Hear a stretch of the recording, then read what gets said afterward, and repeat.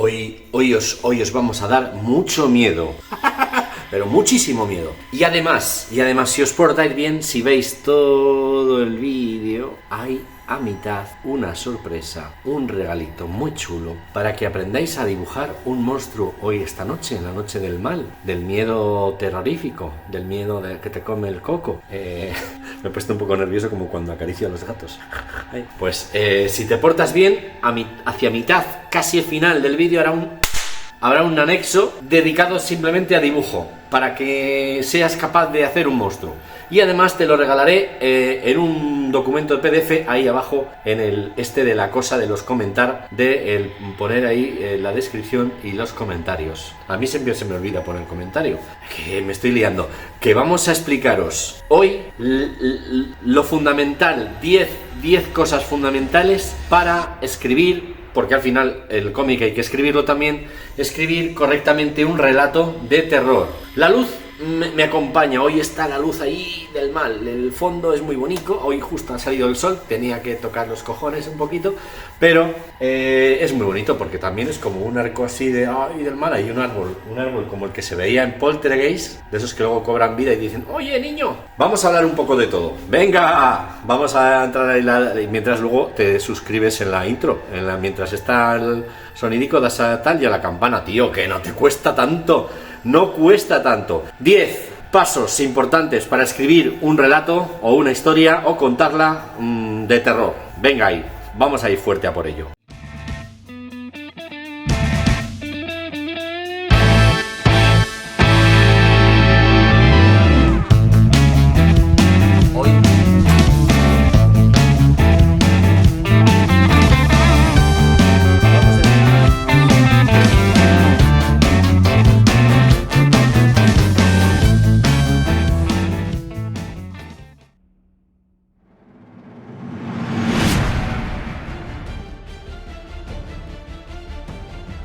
Si te parece bien, te cuento los 5 primeros puntos, hacemos un descansito, te suscribes al canal y ya luego, ya las cosas. Lo primero, primer punto, lee mucho y disfruta mucho de películas de terror y por supuesto voy a hacer una recomendación concreta. Podemos leer a Stephen King, podemos leer a Edgar Allan Poe, podemos leer a Agatha Christie, también es muy interesante porque Agatha Christie es suspense, más que pero investigar, mantener al espectador en vilo también es parte del suspense y también tiene que estar en las novelas o en los cómics de terror, si no, no tiene mucha gracia. Entonces os voy a recomendar una cosa en concreto. Vais a buscar la serie Twilight Zone y la serie La Hora de Alfred Hitchcock y os vais a devorar todos esos episodios. Cuando los veáis, además de que aprenderéis a cómo contar historias de terror, os daréis cuenta de que Ari Aster, Jordan Peele y muchos de estos directores del alt terror son unos auténticos estafadores porque están reutilizando episodios de esas series sin acreditarlos. Que también pasó con James Cameron y Terminator. También, claro que sí. Vamos a ver, digo mucho me lo estoy quitando, os juro que me lo estoy quitando. Paz. Bueno, vamos al punto número 2. El punto número 1, resumen, leed muchísimo. Si no leéis, no podéis escribir. Si no leemos buena literatura, no vamos a saber escribirla. Esto es de cajón. Si no leemos cómics, no vamos a saber narrar cómics. Eso es muy importante también. Podemos copiar dibujitos, pero no sabremos cómo poner una viñeta detrás de otra. Si no sabemos, si no vemos series y películas de terror o del tema que sea, tampoco sabremos cómo contar. La cabeza, cuando hacemos un cómic, lo imagina todo como una película, lo imagino en audiovisual. Entonces es muy importante que sí veamos mucho cine y muchas series también para nutrirnos de cómo esas narrativas nos pueden ayudar luego a expresarnos en cómic. Esto es importante. Este episodio es general, es escritura, por decirlo así, pero es narrativa. Cómo contar una historia de terror. Vamos con el punto número 2. El punto número 2 es bastante importante. La ambientación, la atmósfera, son dos cosas un poco diferentes. Ambientación, lugar donde va a suceder. Atmósfera, cómo están las cosas en ese momento, tanto psicológicamente o en el mundo social de nuestros personajes. Incluso también la atmósfera real, cómo está el tiempo, lleno de niebla, lloviendo, todo esto es muy importante. Cómo puedo tener en cuenta estos elementos para sumar a la historia?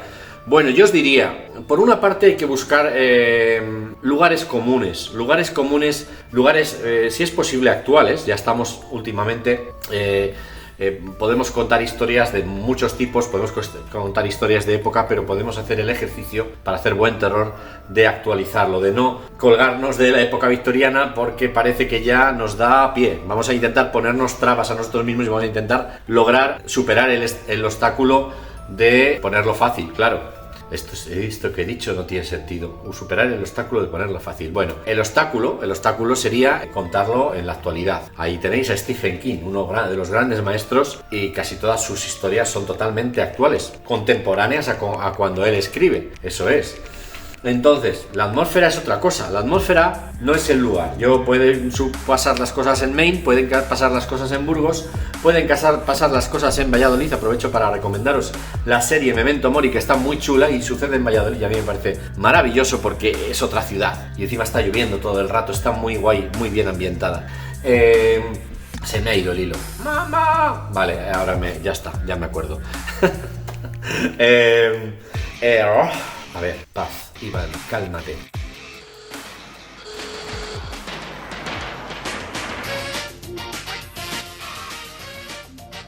Hola, artemaníacos. Pues mira, hoy vamos a explicar cómo hacemos un monstruo. Por ejemplo, dibujo un pollo aquí, hago una división en el dibujo y hago una serpiente y un elefante también puedo dibujar, por ejemplo.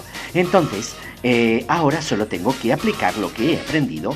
Dibujo el pollo, dibujo la serpiente y dibujo el elefante. Luego abajo las piernas, el cuerpo y la cabeza de diferentes animales. Así me lo paso bien, me divierto y ahora le añado unas cositas como unas alas. Puede poner hasta unas gafas si queréis, o unas patas de bicho y unas medias de tacón. No lo sé, lo que sea.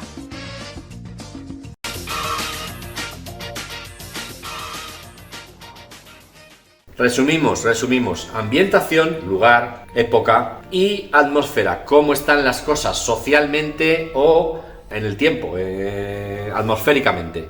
Las dos cosas son atmósfera. O sea que eso es cómo quiero envolver la historia. Es muy importante, las dos cosas son muy importantes para envolver la historia y a partir de ahí construir algo interesante. Por supuesto, punto número 3. Esto es muy importante. Independientemente del punto número 4 que lo vamos a contar ahora, independientemente de todo lo que vayamos a contar ahora, intenta plasmar tus miedos. Esos miedos que tú tienes son muy importantes porque seguramente ya los tiene alguien más.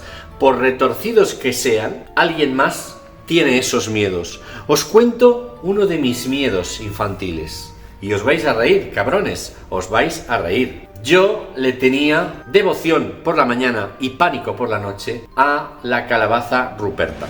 El personaje del 1, 2, 3 que ahora algunos habéis vuelto a descubrir porque en Twitch se está emitiendo el 1, 2, 3, ¿no? Con The Gref, muy guay. Me parece estupendo, quiero decir, no suelo verlo, no tengo tiempo. Pero me parece muy guay, que se rescaten formatos, que la nueva comunicación sea la televisión de hace 40 años, me hace reír por dentro un poquito, pero también me hace cierta ilusión, es bonito. Entonces, la Ruperta, os la pongo aquí. La Ruperta. Sentía devoción por ella de niño, de pequeño, por el día. Y todo el rato estaba, había merchandising en ese programa de la Ruperta, había Rupertas realmente enormes. ¿Qué sucedía por la noche y cómo? Os lo voy a explicar cómo lo vivía.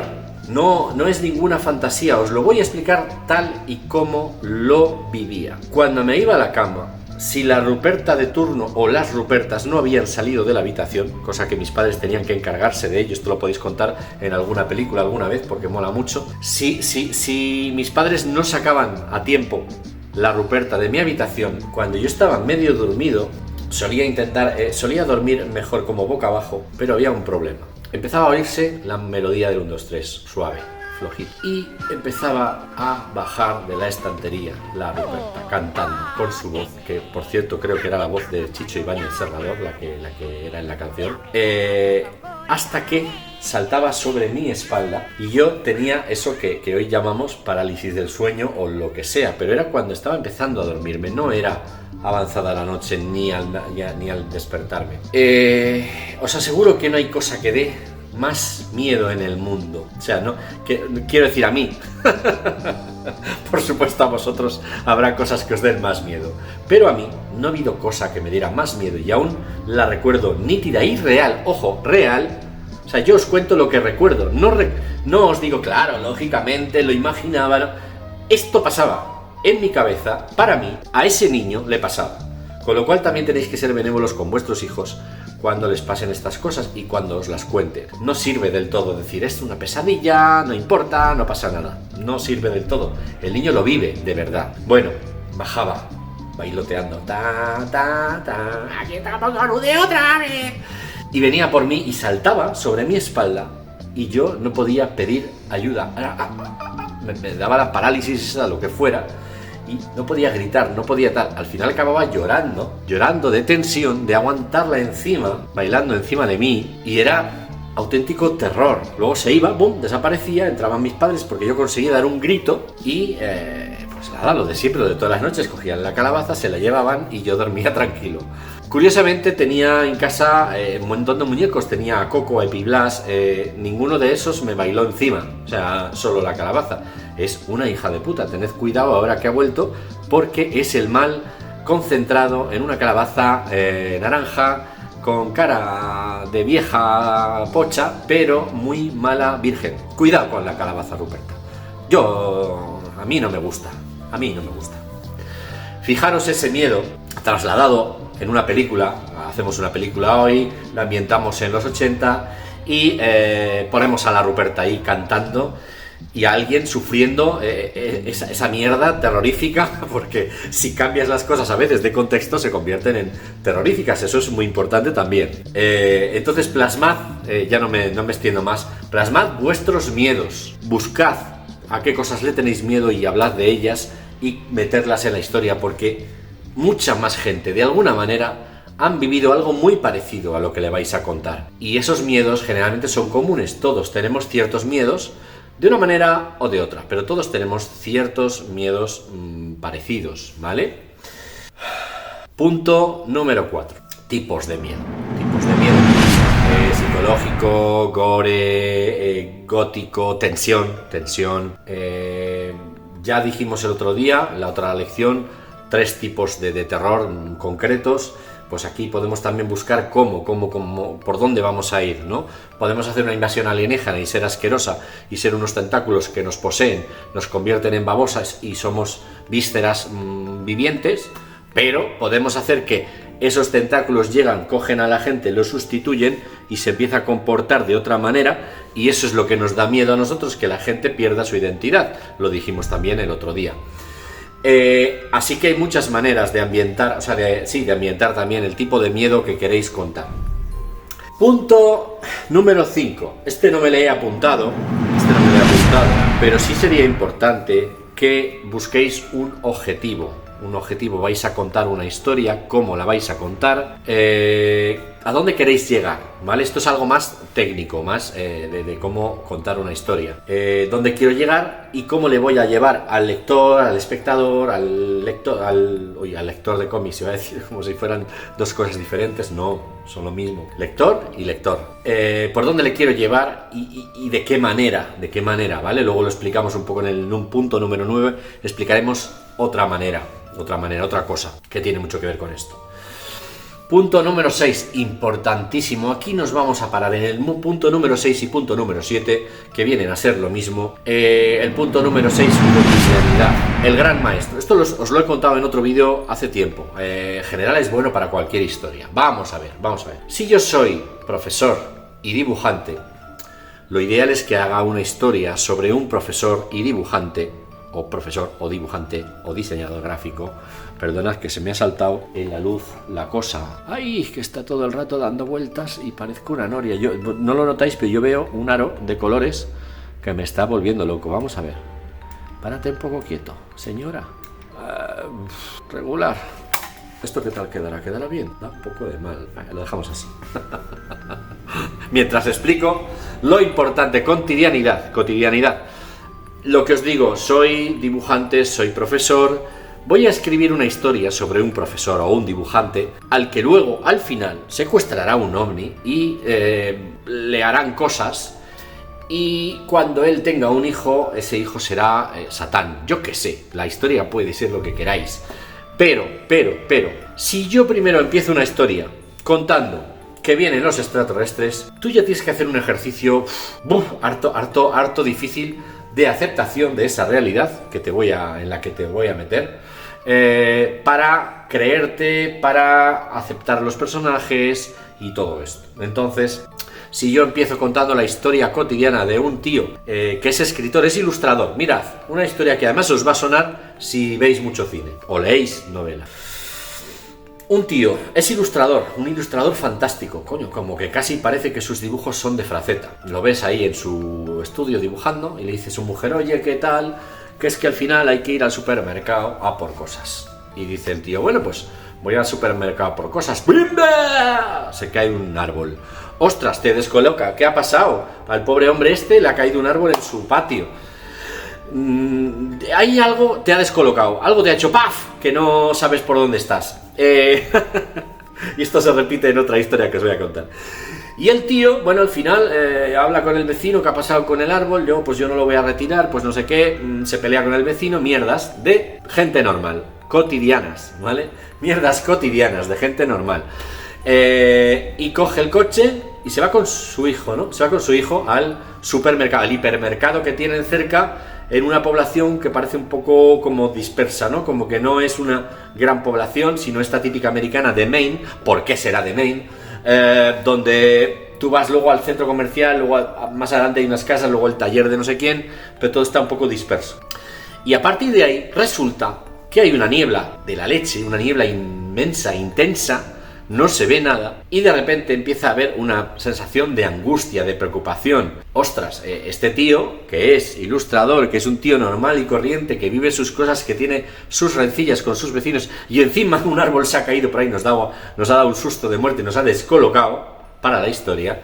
Resulta que dicen de repente, uy, me parece que no se puede salir del supermercado, porque sale fulanito, señor, sale un random, dice, yo me quiero ir porque no me voy a quedar aquí, y hay una especie de bicho gigante, ¡plá!, se lo come y no lo vemos, pero ya está, desaparecido. Ostras, de aquí no se puede salir. Estoy hablando de la película La Niebla, basada en una novela de Stephen King. No confundir con La Niebla de John Carpenter, que no tiene nada que ver. A mí concretamente no me dice mucho aquella película, y mira que me encanta Carpenter. Estamos hablando de La Niebla, dirigida por Frank Darabont, con gran parte del que sería luego el reparto de Walking Dead. Interesante esto porque se ha cogido gente muy cotidiana, muy con caras normales. Hay muchos detalles muy buenos en esta película. ¿Para qué? Para que entremos dentro de la historia, para que no nos cueste nada aceptar esa vida de esas personas y después volvernos locos con una situación lovecraftiana, como decíamos en la anterior lección, con incluso criaturas extrañas que no sabemos de dónde salen, una posible segunda dimensión o lo que sea, o un experimento del ejército que ha salido mal, y hay un montón de insectos gigantes colándose por las rendijas de los locales y matándonos. O sea, algo brutal, extrañísimo y muy aterrador, porque está muy bien contada. Lo que decíamos, hemos empatizado con los personajes, hemos conectado con los personajes, y es importantísimo para que funcione la historia, para que estemos dentro. Yo ya estoy dentro. Si tú me cuentas la historia de una invasión alienígena desde la invasión alienígena, es muy fácil que no entre. Si me cuentas la historia de un señor que va a sus hijos, que pasa el fin de semana con sus hijos, y mientras sucede una invasión alienígena, si me cuentas bien la parte cotidiana de Tom Cruise con sus hijos, ahí ya he dicho de qué película estoy hablando. Entro en la historia y ya todo me resulta mucho más cercano. Me da igual que haya unos trípodes gigantes chillando que me ponen, mira, se me ponen los pelos de punta de acordarme. El sonido que luego no la utilizarían para sus trailers, porque sí, porque lo que en los trípodes era un aviso a navegantes de no os mováis, os voy a matar. Nolan dijo, me gusta para incomodar en mis trailers, porque sí, los sonidos no. Porque, mira, yo que sé, cada vez me gusta menos. Mira que me encantaba, pero bueno, en fin, esto es una parte. Y esto nos lleva al punto 7, personajes reales. Aparte de la cotidianidad de la cotidianidad, de todo lo que le sucede al personaje, el personaje tiene que ser bastante real, tiene que ser muy cercano a mí, a ti, al otro, para que podamos entrar por ahí. Pero es lo mismo, pero no es lo mismo. Por eso he querido hacer un inciso. Respecto a la cosa que descoloca para dejarte un poco más preparado para el terror, hay un elemento brutal, parecido a lo del árbol que se ha caído y todo esto en la niebla. Hay un elemento brutal que es el bombero que se cae en REC. O sea, mira, sabes que vas a ver una película de terror cuando vas a verla por primera vez, y hablo de que mi experiencia fue cinematográfica, fue en la sala, pero no sabes qué está pasando, todo es muy cotidiano, personajes cotidianos. A través de un documental se acaba entrando en un edificio, la gente está alterada pero no saben qué ha pasado, y en un momento dado que un bombero hace un rato que ha subido arriba a investigar, pero la acción está detenida en los vecinos, en la reportera y demás, cae desde arriba del todo un bombero, y aquello es brutal. Ya te descoloca, es como el clac clac de cuando estás en la montaña rusa, estás acojonado, y ya cuando hace clac clac te entra todo el miedo y dices, ahora ya lo que sea. Pues eso lo hacen en REC con la caída del bombero. Un impacto previo que no tiene nada que ver con la parte de terror en sí, pero te descoloca. En cuanto te descolocan, estás dispuesto a creerte todo. Esto tenedlo en cuenta si vais a contar relatos de terror así, hablando, ¿eh? Esto es muy importante. Bombero sí que se cayó. Bombero sí que se cayó. Punto número 8. Esto es muy interesante. Esto parece que tiene más que ver con el cine. Esto me está volviendo loco. Soy muy tontísimo. Mira, así podría ser, ¿eh? Parece que pasa la policía. Hostia, esto es chulísimo. Parece que viene la policía por mí. Bueno, pues así. El punto número 8 lo vamos a contar así, con la policía rondando el local. Pues que eso rápido, que viene la policía, que tengo que acabar además el vídeo porque no tengo mucho tiempo. Tengo que irme a dar 3 pedazos de talleres brutales de Halloween y me voy a morir. Hacer marionetas, dibujar, todo a la vez. El valiente protagonista, punto número 8. ¿Qué es esto del valiente protagonista? Tenemos que narrar a través de nuestros protagonistas, tanto escribiendo como en imagen, cómic y tal. Entonces, es un cliché muy divertido, que a mí me gusta mucho, y que la gente criticamos mucho cuando lo vemos en las películas. Pero ¿dónde vas? O sea, hay un ruido tenebroso en la casa recién comprada, pero que es abandonada, o sea, que estaba abandonada, está recomprada por la familia, y la niña de 12, 13 años dice, ¡oh, qué ruido ha sonado ahí! Voy a ver qué pasa. Y tú dices, pero vamos a ver, ¿pero dónde vas, niña? ¿A dónde vas? Quédate ahí en la cama y pasa miedo igual, pero no vayas a ver. Lo que no queremos es que nos lleve ella de la mano, porque claro, el protagonista de una cosa así lo que hace es cogerte de la mano, tirar, incluso a veces empujarte para que veas tú delante, que eso da mucho miedo. Y lo he vivido en la casa del terror. Me tocó estar el primero, y claro, tú sabes, yo ya sé que una actriz va a salir a asustarme, pero como lo sé, cada vez me empieza a tener más miedo, y cuando sale, o pego un grito, o doy 2 o 3 pasos muy rápido hasta adelante y que le asuste al de atrás. Y yo me quito un poco del miedo, ¿no? Pero en la película no puedes. Ella te empuja, te dice, mira, ven, vamos por el pasillo, que quiero saber qué pasa, de dónde sale ese ruido. Y tú dices, yo no quiero saberlo. Tú estás viendo la película con palomitas, pero dices, no quiero, porque tú automáticamente te has convertido en alguien a quien esa niña empuja para ver qué pasa. Entonces tú vas casi como por delante de ella y dices, me va a salir el bicho, me va a dar un susto de muerte, no quiero. Y además, normalmente la música va subiendo, tiqui, tiqui, tiqui, tiqui, tiqui, tiqui, tiqui, hasta que ¡pam! Y entonces te mueres del susto, no se puede, muy mal. Eso es. Y luego, como sugerencia, el punto número 9 es una sugerencia. Vamos a cambiar la luz ya también para el punto número 9, porque me voy a... Quiero luz normal, ahí, venga. Ahora la verde, la luz verde rara.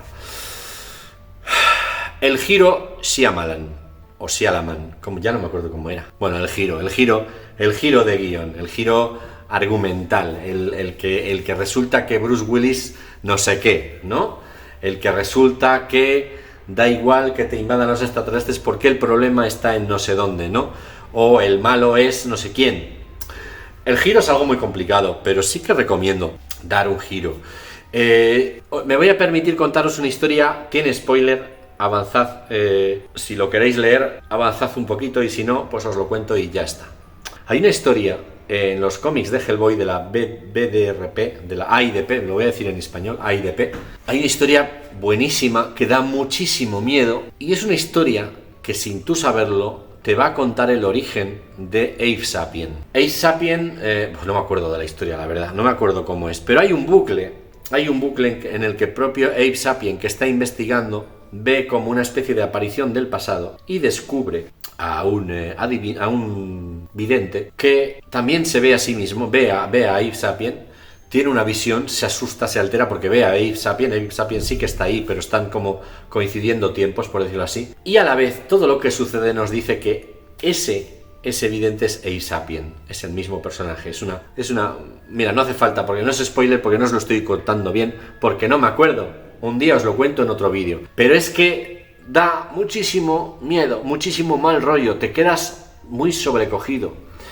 Dicho esto, hay otras historias de Hellboy en general, sobre todo historias cortas, que dan mucho miedo, y conseguir en cómic dar miedo es muy difícil, pero muy, muy difícil. Ya no digo hacer cosas asquerosas y con vértebras y granos, no, digo dar miedo, generar tensión y dar miedo.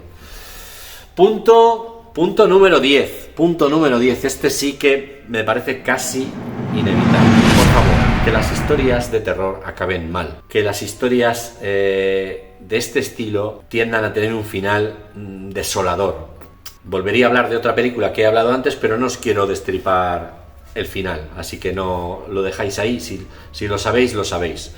Por favor, no hagamos Independence Day para contar una historia, no, que es que al final los humanos meten un virus en el... Pero eso sí esa invasión era absolutamente inevitable. Si esa película acaba con un final desolador y la humanidad condenada, sería una película magnífica, pero no lo hace y es una puñetera mierda. Otra cosa es que suceda lo que sucede en La Guerra de los Mundos, que tanto en la película de Spielberg como en todas las versiones y en la novela sucede algo que tiene que ver con la naturaleza, que nos lo han medio contado un poquito al principio, nos han explicado al principio: tú vas a otro país a invadirles, vas a enfermar de una enfermedad que tienen ellos y tú no, y por muy invasor que seas y mucha más gente que masacres, vas a morir. Esto es lo que cuenta en cierto modo, en general, La Guerra de los Mundos, pero no es un final sorpresa como tal. Nos pilla de sorpresa, pero no es un final sorpresa dentro de cómo está construido. Pero por favor, intentad que las cosas de terror no acaben bien, con el bueno venciendo a cientos de zombies. No tiene ningún sentido, no se puede. Ya está, estás condenado, sobrevive y probablemente vas a morir. Yo creo que la mejor decisión que tomó Zack Snyder en su vida fue el final de Dawn of the Dead, que todo el mundo le critica y que no la querían y que no sé qué, pero no puedes acabar bien una historia de terror. Yo pienso que no se debe, no se puede. Incluso si vas a hacer el típico final cliché bonito en el que parece que acaba todo, al menos por ahora, hazle un final sorpresivo, divertido y cabroncete, como el de Pesadilla en Elm Street, por ejemplo. Es un final genial, ya está. ¿Está o no está? ¿Han ganado o no han ganado? ¿Freddy está muerto o no está muerto? No lo sé, porque de repente llega, coge a la madre, la mete así, como un muñeco así, que se mete por el cristal de la puerta y nos ha dejado ahí como, anda. Esto es un poco la previa de lo que hoy son las escenas postcréditos de Marvel, pero se hacía un poco como broma en el cine de terror. Se hacía como broma y también porque precisamente estás contando cosas sobre un personaje sobrenatural, que lo maten hoy a puñaladas o quemándolo, es que al final mañana vas a sacarlo de donde quieras otra vez, y el hecho de que siga siendo una amenaza posible da como más miedo. Pues ya está dicho todo, hemos acabado. Nos vamos, terminamos ya hoy. Ahora veis el vídeo, porque claro, yo estoy hablando en el presente, pero yo ya no estoy aquí, estoy en otro lado. Muy cansado de dar clases a los niños, y vosotros estáis viendo el vídeo tranquilos, y espero que hayáis visto también mientras la sorpresa de cómo hacer monstruos. Vamos a por ella ahora, a grabarla yo ahora, pero yo ya estoy y hemos terminado. Así que nos vamos, adiós, hasta otro día. Suscribíos, que ya sé que estoy pesado, pero es que venga, hombre, hay que darle un poco más de vidilla. Que quiero hacer curso online, no voy a poder hasta que no se pueda poner el canal también en ediciones en privado y todo esto. Para esto requieren las 4000 horas de visualización y todas estas cosas, que a mí me dan igual, pero hacen falta. Así que llamad a vuestros amigos que se suscriban al canal, que aprendan a hacer cómics y a contar historias, ya veis que aquí también se trata mucho la narrativa, y pues que seamos, en vez de 2080, que ya está muy bien, 30.200, por ejemplo, ¿no? No estaría mal. 30.200, venga, a ver si lo conseguimos. Dadle ahí caña, decís a la gente, suscribíos ahí al Iván en el YouTube, porque tiene que llegar a 30.200. Cuando llegue ahí os regalo algo chulísimo, pero chulísimo, completo, así, ¡pas!, a vuestra casa. Adiós.